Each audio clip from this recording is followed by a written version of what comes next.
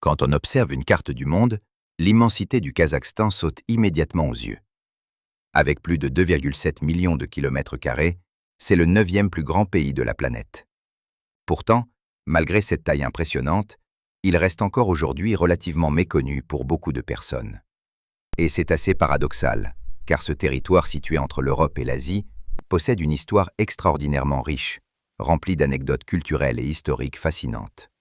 Pendant des milliers d'années, la majeure partie du Kazakhstan fut dominée par un paysage particulier, la steppe, une immense mer d'herbe qui semble s'étendre à l'infini. Dans cet environnement ouvert, sans montagnes ni forêts pour arrêter l'horizon, une civilisation unique s'est développée, celle des peuples nomades. Ces populations ne vivaient pas dans des villes permanentes comme les sociétés agricoles, mais se déplaçaient constamment avec leurs troupeaux à la recherche de pâturage. Le cheval occupe une place absolument centrale dans cette culture. Certains chercheurs pensent même que les premiers chevaux domestiqués de l'histoire pourraient provenir de cette région, notamment grâce aux découvertes archéologiques associées à la culture de Botaï. Il y a environ 5500 ans, les habitants de cette culture auraient appris à apprivoiser et à utiliser les chevaux, ce qui aurait révolutionné la mobilité humaine. Grâce à cet animal, les peuples des steppes ont pu parcourir des distances immenses et créer des réseaux d'échange entre des régions très éloignées. Dans la culture kazakhe traditionnelle, le cheval n'était pas seulement un moyen de transport. Il représentait aussi la richesse, la liberté et le prestige social. Posséder de nombreux chevaux était un signe de puissance. Les enfants apprenaient à monter à cheval dès leur plus jeune âge, parfois avant même de savoir marcher correctement. Une anecdote raconte que certains enfants kazakhs apprenaient à tenir en équilibre sur une selle dès l'âge de 3 ou 4 ans. Les traditions équestres restent d'ailleurs très présentes aujourd'hui. L'un des sports les plus spectaculaires est le coq-part. Dans ce jeu, plusieurs cavaliers tentent de s'emparer de la carcasse d'une chèvre et de la déposer dans un but tout en galopant à grande vitesse.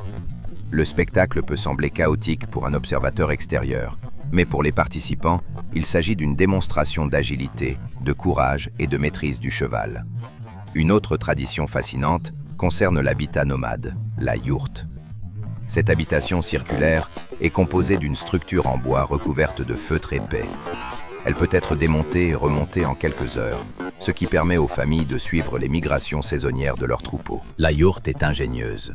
Sa forme ronde résiste mieux aux vents puissants de la steppe, et son toit central peut être ouvert pour laisser sortir la fumée du feu utilisé pour cuisiner. La décoration intérieure des yourtes possède aussi une signification culturelle importante. Les tapis colorés et les motifs traditionnels racontent souvent l'histoire de la famille, ou symbolisent la prospérité et la protection. Le Kazakhstan a également été un carrefour stratégique entre plusieurs civilisations. Une partie de la célèbre route de la soie traversait ces territoires. Pendant des siècles, des caravanes transportaient de la soie chinoise, des épices, de l'or, des pierres précieuses et des tissus précieux entre l'Asie et l'Europe. Ces routes commerciales ont permis un échange culturel intense. Les idées, les religions et les technologies circulaient en même temps que les marchandises.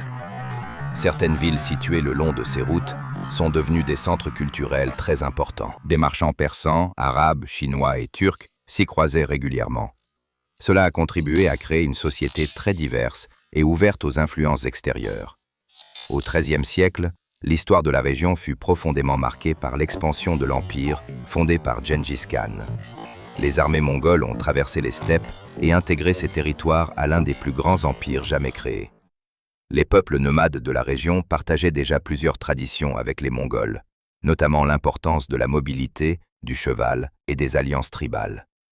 Plus tard, à partir du XVIIIe siècle, l'Empire russe commença à étendre son influence sur l'Asie centrale.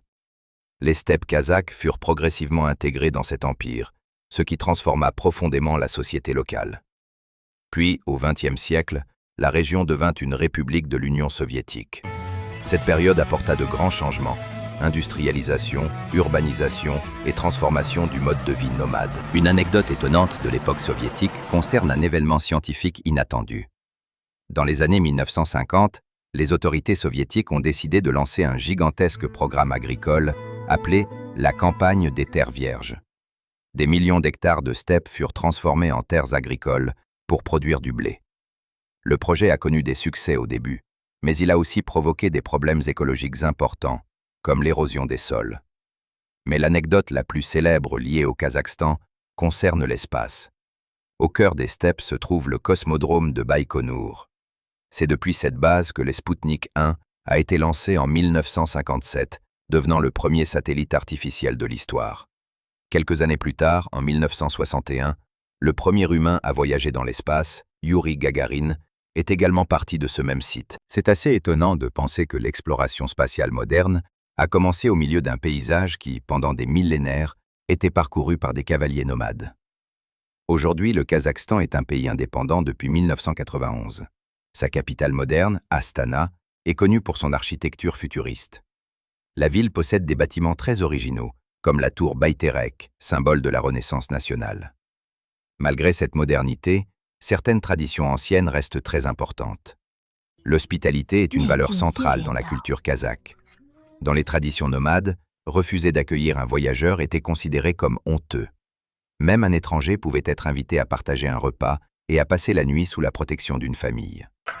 La cuisine kazakhe reflète aussi cet héritage nomade. Le plat national, appelé beshbarmak, signifie littéralement « 5 doigts », car il se mange traditionnellement avec les mains. Il est composé de viande bouillie, souvent de cheval ou de mouton, accompagnée de larges pâtes et d'un bouillon riche. Il existe également une boisson traditionnelle très particulière appelée koumis, fabriquée à partir de lait de jument fermenté. Cette boisson légèrement alcoolisée était autrefois très populaire chez les peuples nomades, et elle est encore consommée aujourd'hui lors de certaines célébrations. Ainsi, le Kazakhstan est un pays où l'on peut observer plusieurs couches d'histoire superposées. Les premiers cavaliers de la préhistoire, les caravanes de la route de la soie, les conquêtes mongoles, l'ère soviétique et même les débuts de l'exploration spatiale. Peu d'endroits dans le monde réunissent une telle diversité d'histoires et de traditions. Derrière l'immensité silencieuse de ces steppes se cache en réalité un territoire qui a joué un rôle important dans de nombreux chapitres de l'histoire humaine. Et c'est sans doute ce mélange unique entre traditions anciennes et ambitions modernes qui rend le Kazakhstan si fascinant aujourd'hui.